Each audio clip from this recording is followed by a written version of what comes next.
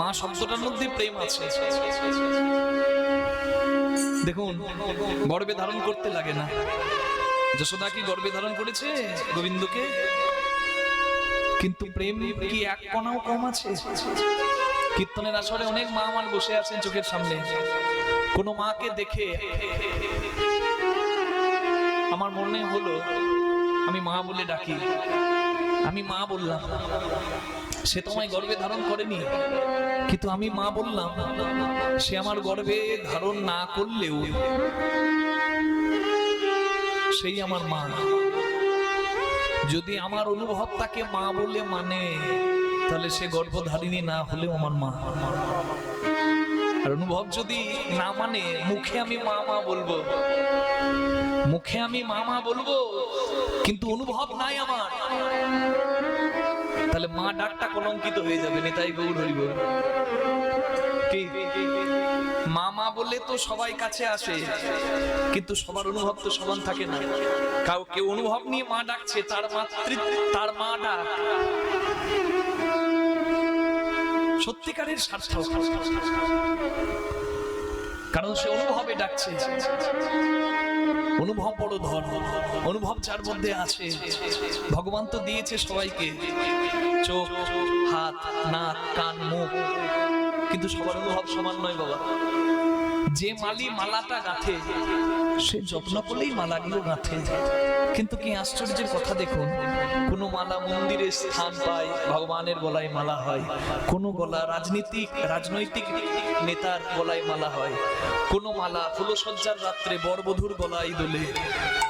কোন মালা কেউ মারা গেছে, তার শেষ যাত্রায় তার সঙ্গী হয়। তাহলে মালি মালা কিন্তু প্রত্যেকটাই যত্ন করে গাঁথলো, কিন্তু কোন মালা ভগবানের গলার মালা। কোন মালা শ্মশানে গেল মৃতের গলায় শোভিত হয়ে, কোন মালা রাজনীতিক নেতার গলায় শোভিত হলো, কোন মালা কাম স্পর্শে নষ্ট হলো ফুলসজ্জার রাত্রে। তাহলে যে মালি মালা গাঁথলো সে সবই সুন্দর গাঁথলো, কিন্তু প্রত্যেকের জায়গা কিন্তু সমান নয়।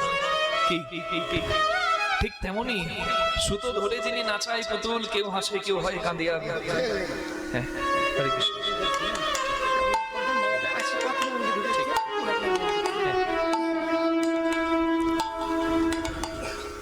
অদ্যকালে গমন গোষ্ঠ লীলার ব্যয়ভার বহন করেছেন পিতা স্বর্গীয় মুরারিলাল সুরেখার স্মৃতির উদ্দেশ্যে পুত্র নীরজ সুরেখা। যে সৎ উদ্দেশ্যে তার এই দান, উদ্দেশ্য যেন সফল হয়, যেন নিরোগ হয়ে সুস্থ শরীরে তারা সবাই, পরিবারের সবাই যেন প্রভুর সেবায় আবারও লাগতে পারে, এই প্রার্থনা। নিতাই গৌর প্রেমানন্দে হরি বল। হরি হরি হরি। যারা দাতা হয়ে এত ব্যয়ভার বহন করে নিয়েছেন আংশিক ভাবে, পরিপূর্ণ ভাবে, তাদের কাছে আমি অনেক কৃতজ্ঞতা জানাই, মা প্রণাম জানাই, আমি শ্রদ্ধা জানাই তাদের চরণে। ভগবান দেয় সবাইকে, হরি বল। ধনের ধনী অনেকে, কিন্তু মনের ধনী তো সবাই নয়। আপনার ধন আছে, অনেক আছে, কিন্তু সেই ধনের মধ্যে কতটুকু ভক্ত সেবায়, সাধু সেবায়, মানুষের সেবায় লাগলো, সেটা হচ্ছে দেখার বিষয়। তাই যারা যারা, আমি তো বলবো তারা বড় ভাগ্যবান, প্রভুর সেবার এই দায়িত্ব তুলে নিচ্ছেন। ভক্তকে সেবা করালে ভক্ত সেবা হয়, আর ভগবানের সেবার দ্বারা, কীর্তনের দ্বারা আমার ভগবানের সেবা হয়। হরি বল। এই ব্যয়ভার যারা বহন করে নিচ্ছেন, তাদেরকে কৃতজ্ঞতা জানানোর ভাষা আমার নেই। আমি ভগবানের কাছে প্রার্থনা করি তাদের উদ্দেশ্য যেন সফল হয়, কর্মক্ষেত্রে যেন পরিবারের সবাই সুপ্রতিষ্ঠিত হয়, এবং নিরোগ শরীরে, সুস্থ শরীরে প্রত্যেক বছর যেন এইভাবে তারা এগিয়ে আসতে পারে। নিতাই গৌর প্রেমানন্দে হরি বল, হরি বল, হরি বল।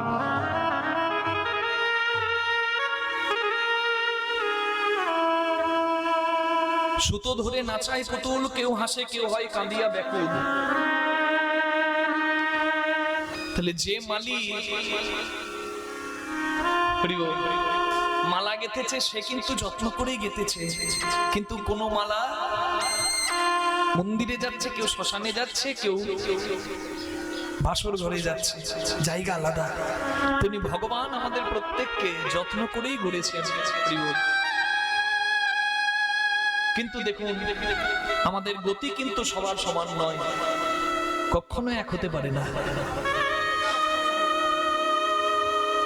কখনো সমান নয়, গতি আলাদা হবে। কারণ চোখ ভগবান সবাইকে দিয়েছে, কিন্তু সবাই সমান দেখে না। কান সবাইকে ভগবান দিয়েছে, সবাই সমান শোনে না। মুখ সবাইকে ভগবান দিয়েছে, সবাই সমান বলে না। ভগবান অর্জুনকে বিশ্বরূপ দর্শন করিয়েছিলেন বটে, তবে তার আগে ভগবান বিশ্বরূপটা দেখিয়েছিলেন দুর্যোধনকে।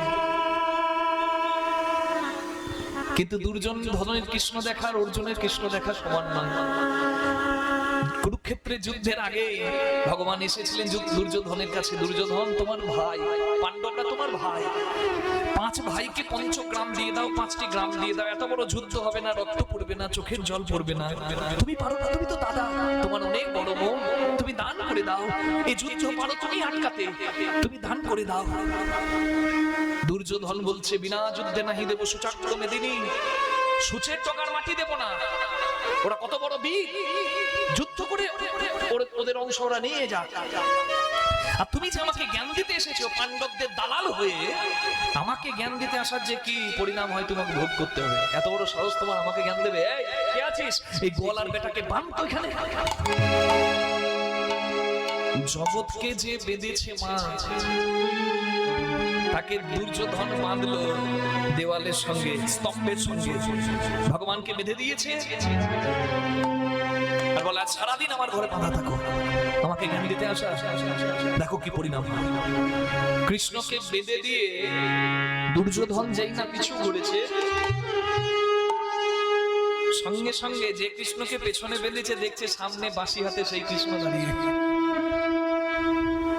মনে মনে ভাবলো তাহলে পেছনে যাকে বেঁধেছি সে বোধহয় খুলে গেছে, একবার দেখি না। পেছনে যে বাঁধা সে ঠিক বাঁধা আছে, আবার সামনে উঠে এদিকে তাকাচ্ছে, এদিকে এদিকে তাকাচ্ছে, যেদিকে তাকায় দেখে আগে কৃষ্ণ, পিছে কৃষ্ণ, আগে কৃষ্ণ পিছে কৃষ্ণ, দেখে ডানে কৃষ্ণ বামে কৃষ্ণ, আগে কৃষ্ণ পিছে কৃষ্ণ, দেখে জানি কৃষ্ণ বামে কৃষ্ণ, আগে কৃষ্ণ হে কৃষ্ণ। যেদিকে তাকায় সেদিকে কৃষ্ণ দেখে, কিন্তু দেখলে কি হবে? তার দুর্বৃত্তকারী মনের প্রবৃত্তিটা সুন্দর ছিল না, তার ভক্তি ছিল না, তার অভিমান ছিল, অহংকার ছিল। তাই কৃষ্ণকে দেখেও কিন্তু সব দিকে কৃষ্ণ দেখছে, যেদিকে তাকাচ্ছে সেদিকে, কিন্তু চিনতে পারলো না। কিন্তু অর্জুন কৃষ্ণ দেখলো, তবে দুর্যোধনের মতো নয়। কেন? ভক্তি ছিল। প্রত্যেকদিন অর্জুন ক্লান্ত পরিশ্রান্ত হয়ে কুরুক্ষেত্রের যুদ্ধের শেষে নিজের শিবিরে আসে, পাণ্ডব শিবিরে বিশ্রাম করতে নিজের কক্ষে যায়। আর আশ্চর্যের কথা, অর্জুন ঘুমিয়ে গেলে প্রত্যেকদিন লুকিয়ে লুকিয়ে একজন অর্জুনের ঘরে ঢুকে যায়। 7 দিনের চোর একদিনে ধরা পড়ে। অর্জুন ঘুমিয়ে গেছে, কেউ একজন অর্জুনের ঘরে ঢুকেছে, দেখতে পেল একজন। অর্জুন স্ত্রী দ্রৌপদী দেখতে পেয়ে সঙ্গে সঙ্গে পর্দাটা সরিয়ে লক্ষ্য করলো ভেতরে যে আমার স্বামী ঘুমিয়ে যাওয়ার পর প্রতিদিন তার কাছে একজন যায়, কে যায়? আর পর্দা সরিয়ে দেখছে কি অর্জুন ঘুমিয়ে আছে, আর অর্জুনের চরণ তলে একজন বসে বসে অর্জুনের চরণ সেবা করছে। আর দ্রৌপদী যাকে দেখলেন সে অন্য কেউ নয়, তিনি হলেন বাসুদেব শ্রীকৃষ্ণ। অর্জুন ঘুমিয়ে আছে আর কৃষ্ণ চরণ সেবা করছে, এ দেখে থাকতে পারলেন না। দ্রৌপদী চিৎকার করে বললেন, সখা এ বাসুদেব তুমি কি করছো? তুমি যদি আমার স্বামীর চরণে হাত দাও, আমার স্বামীর নরকেও জায়গা হবে না, তুমি ছেড়ে দাও। তুমি কি করছো সখা? আমি অর্ধাঙ্গিনী, আমি সহধর্মিনী, আমি অর্ধেক পাপের ভাগিনী, আমিও নরকগামী হব। তুমি ছেড়ে দাও, এ কি করো? জগৎ বন্দিত তুমি। কোটি কোটি মুনি ঋষি যোগী তোমার চরণ চাওয়ার জন্য যোগ করে, তপস্যা করে। তুমি আমার স্বামীর চরণ সেবা করছো। দূর থেকে ভগবান দ্রৌপদীকে দেখতে পেয়ে বললেন, দ্রৌপদী কাছে এসো। দ্রৌপদী কাছে এসেছে। কৃষ্ণ বলছেন, আমি তোমার স্বামীর চরণ সেবা করছি কেন তুমি বুঝবে না, দূরে দাঁড়িয়ে কাছে এসো। তোমার স্বামী ঘুমিয়ে আছে তো? আচ্ছা, তোমার স্বামীর তুমি মুখের কাছে কানটা নিয়ে যাও তো। দ্রৌপদী কান নিয়ে গেল অর্জুনের মুখের কাছে, আর কান পেতে দ্রৌপদী শুনছে, যদিও অর্জুন ঘুমিয়ে আছে তবুও তার অচৈতন্য সত্তাটা, বাহ্যিক স্মৃতিশূন্য সত্তাটা একটা নামের ধ্বনি করছে।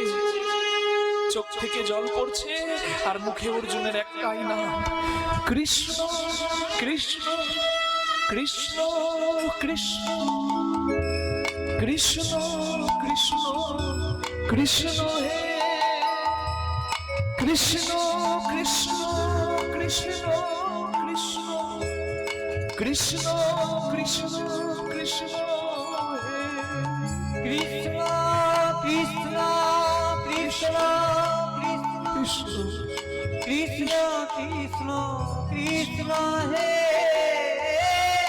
কৃষ্ণ কৃষ্ণ কৃষ্ণ কৃষ্ণ কৃষ্ণ কৃষ্ণ কৃষ্ণ হে। সারাদিন চলে যায়, দিনান্তে কত মানুষ একবার হা কৃষ্ণ বলে না। তুমি তাকিয়ে দেখো, তোমার স্বামী কত বীর। সে ঘুমিয়ে আছে, তার বাহ্যিক স্মৃতি শূন্য, অচৈতন্য অবস্থায় আছে, কিন্তু তবুও তার নয়নে অশ্রু আছে আমাকে সমর্পণ করার মতো, আর মুখে তার কৃষ্ণ নাম আছে। যে শয়নে স্বপনে নিদ্রা জাগরণে আমাকে ছাড়া আর কিছু জানে না, আমি তার চরণ সেবা করে কি সুখ পাই আমি তোমাকে কি করে বোঝাই।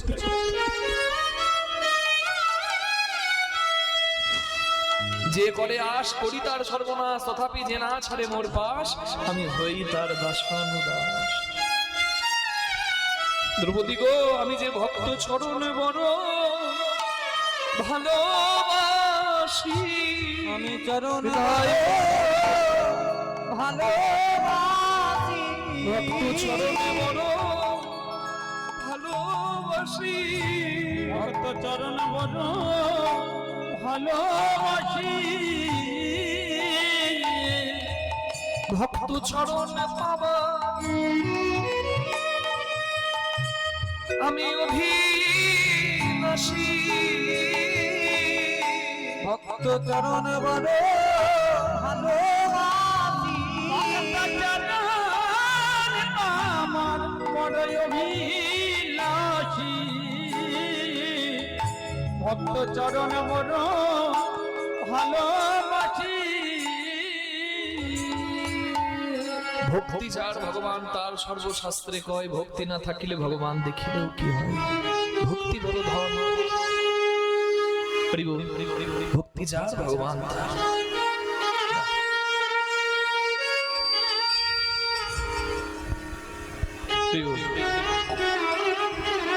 মা যশোদা ভক্তি ভরে কৃষ্ণকে সেবা দিচ্ছে। কৃষ্ণ বলছে, মা মা গো, আমি গোষ্ঠে যাব। বলে, তুই আমার নয়নমণি, তুই রাজার ছেলে, তুই আমার গোষ্ঠে কি জন্য যাবি বাবা? বলে, মা রাজার ছেলে হয়ে যদি আমি জাতি ব্যবসা ভুলে যাই, সবাই আঙুল দেখাবে আমার বাবার দিকে যে কেমন শিক্ষা, জাতি ব্যবসা ভুলে গেছে। গোয়ালার সুখ কিসে? গরু যদি ভালো থাকে। সুখান্তে শিরনা গাভী, দুখান্তে পুত্র পণ্ডিত, যশ অন্তে প্রবলা নারী, কুলন্তে ব্রাহ্মণ রিপু। অর্থাৎ এই কথাটা আমি যদি উত্তরটা বলি অনেক মায়ের রাগ হবে, তাই বলবো না, গায়ে মেখে নিতে পারে। যে কীর্তনিয়া আমাদেরকে শোনালো কথাটা, কিন্তু শাস্ত্রের বচন আমার কথা নয়। যদি বলেন শুনবো তাহলে বলবো।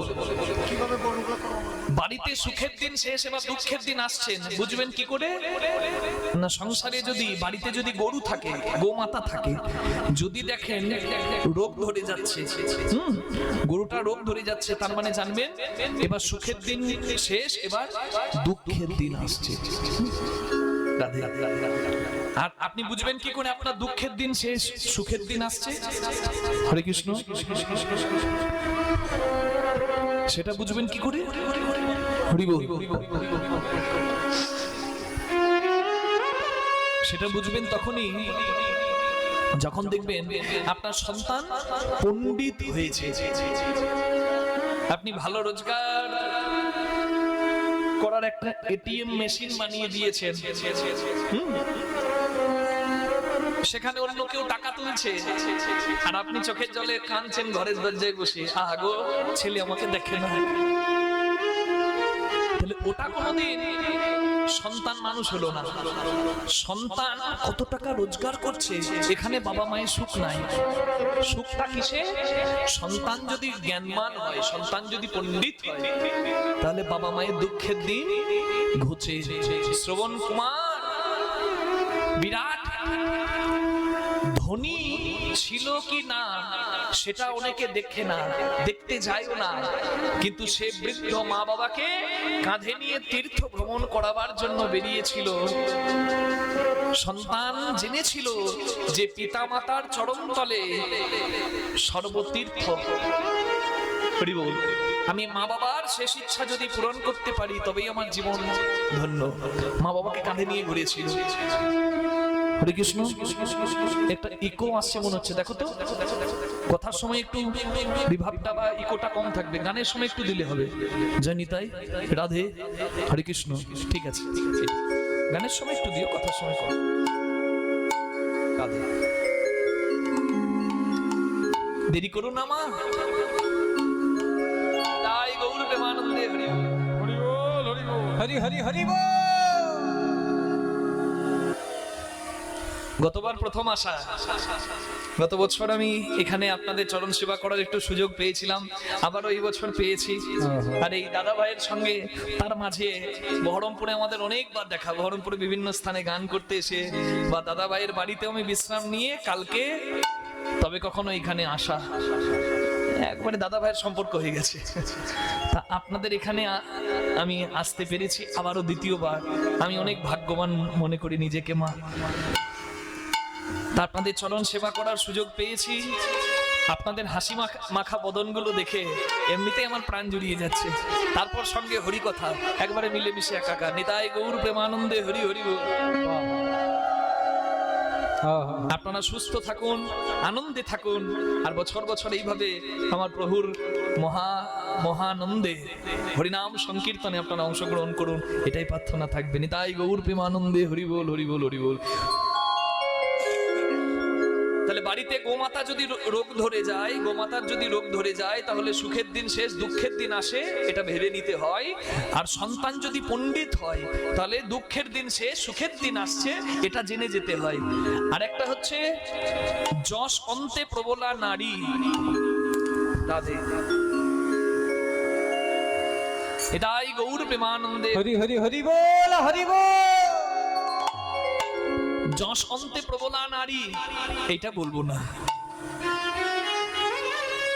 বলবো যশ অন্তে। যশ মানে কি? সম্মান। অন্তে প্রবলা নারী মানে সম্মান নষ্ট হবার মূলে কি বলুন তো? নারীর ঔদ্ধত্যপনা। একটা পরিবারের নারীর মুখের ভাষা যদি খুব বেশি হয়ে যায়, তাহলে সেই সম্মান, সেই পরিবারের সম্মান আর সবার কাছে থাকে না। নিতাই গৌর প্রেমানন্দে হরি হরি বল। অনেকে একটু রাগ করবে, ওই জন্য বলছিলাম বলবো না মা। আমার কথা তো নয়, যা শাস্ত্রের কথা তাই বললাম। নারী লক্ষ্মী স্বভাবের হলে সেই সংসারের সবার উন্নতি হয়, আর সেই সংসারে সুযশ দিকে দিকে ছড়িয়ে যায়। নিতাই গৌর প্রেমানন্দে হরি হরি বল। রাধে। আর কুল অন্তে ব্রাহ্মণ রিপু, সদাচারী ব্রাহ্মণ।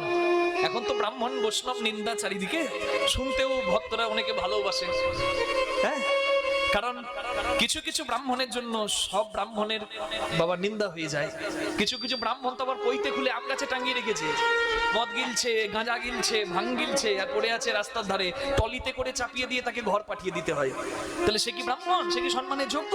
তার কি ব্রহ্মজ্ঞান হয়েছে? ব্রাহ্মণের পৈতে হলে ব্রাহ্মণ দ্বিজ হয়। দ্বিজ মানে দ্বিতীয়বার জন্ম। একটা পাখিরও দ্বিতীয়বার জন্ম হয়, একবার মাতৃগর্ভ থেকে ডিম্ব রূপে, একবার ডিম্ব থেকে শাবক রূপে। তাহলে দ্বিজ মানেই সে পরিপূর্ণ ব্রাহ্মণ নয়। ব্রাহ্মণ কখন? যখন ব্রাহ্মণের পৈতে হয়, উপবিত ব্রাহ্মণ ধারণ করে, যখন উপনয়ন হয়, উপনয়ন হয় একটা দিব্য দৃষ্টি পায়, যখন ব্রহ্ম জ্ঞানের অধিকারী হয়, তখন সে প্রকৃত অর্থে ব্রাহ্মণ হয়। নিতাই গৌর প্রেমানন্দে হরি হরি হরি বল।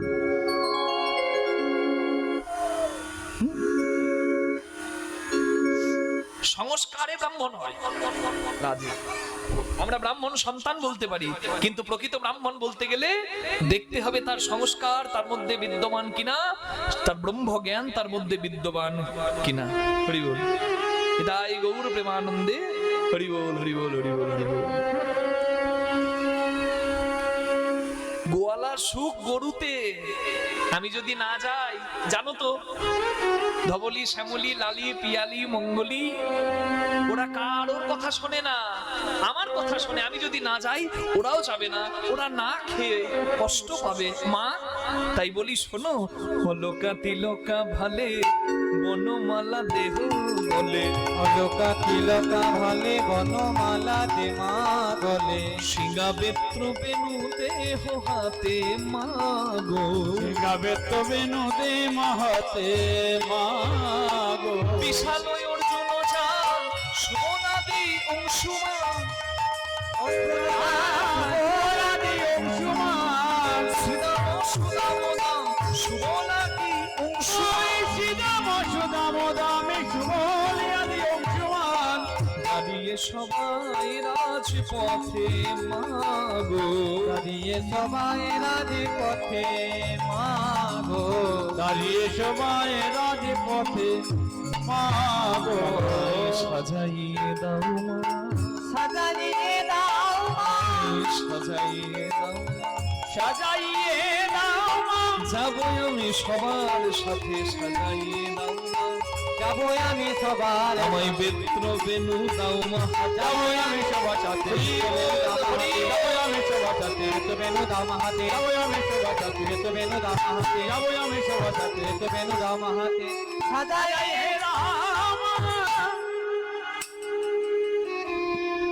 চঞ্চল ধবলি সনে কেমনে ধাইবে বনে, কেমনে ভাইবি মনে, ও দুটি কোমল রাগা পা, রাগা পায়, বিপ্রদাস ঘোষে বলে এ বয়সে গোঠে গেলে প্রাণ কি ধরিতে পারে মা, প্রাণ কি ধরিতে পারে মা,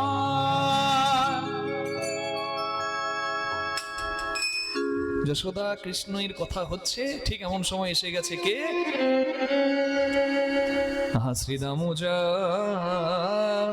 ইয়া ও যাইয়া কহে কে আয়ে, শ্রীরাম যাইয়া কহে নন্দে রো হয়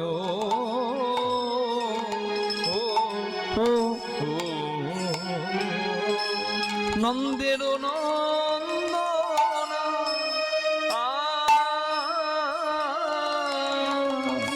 আয়া নন্দের নন্দনা রে আরে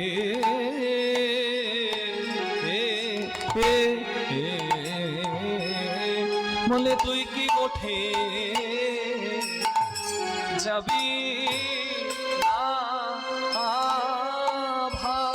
ওরে কানা তাই গৌর হরি হরি বল। তুই কি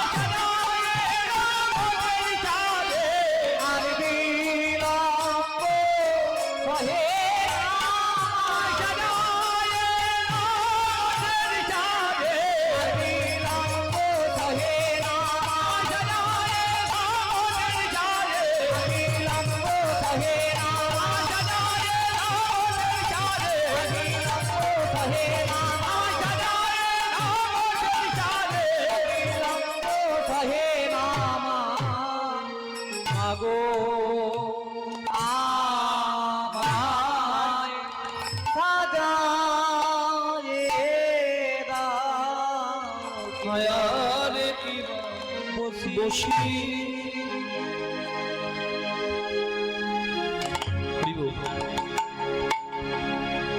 বসিয়া মায়ের কোলে গোপাল ননি খেতে খেতে বলে বসিয়া মায়ের কোলে গোপাল ননি খেতে খেতে বলে বসিয়া মায়ের কোলে ননি খেতে খেতে বলে বলে মাগো আমি চড়াবো বাছু আরে কি বা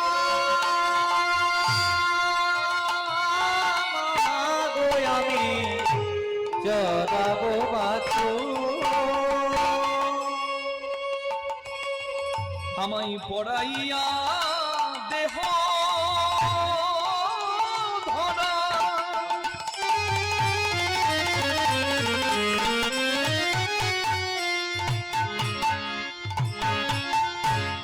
মন্ত্র পড়ি বাধ্য চূড়া করাইয়া দেহ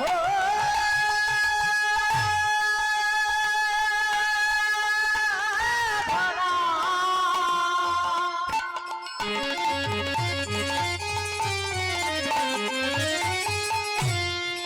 আমার মন্ত্র করি বাঁধো চূড়া চরণেতে চরণেতে পড়া নুপুর আমার চরণেতে চরণেতে পরাহন আমায় সাজায় দে মনসাভে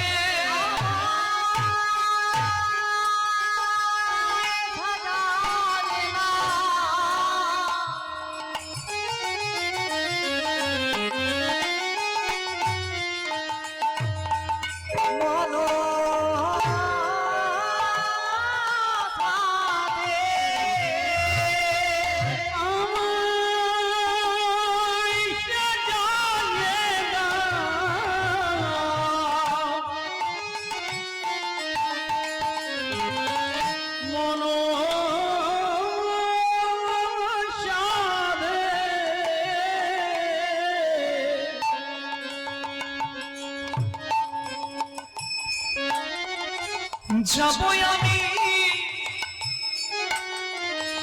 গোঠ মাঝে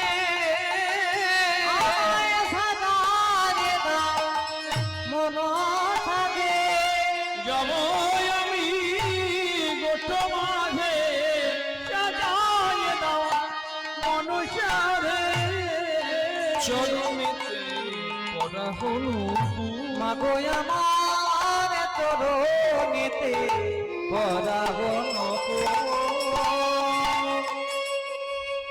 যশোদার কোলে বসে আছেন আমার নন্দলালা শুদ্ধ চিতে নবনী মন্থন করে সেই নবনীকে বসনাঞ্চলে ছেঁকে নিয়ে গোবিন্দের বদনে তুলে দিচ্ছে কত যতন করে অনুরাগ মায়ের পরিপূর্ণ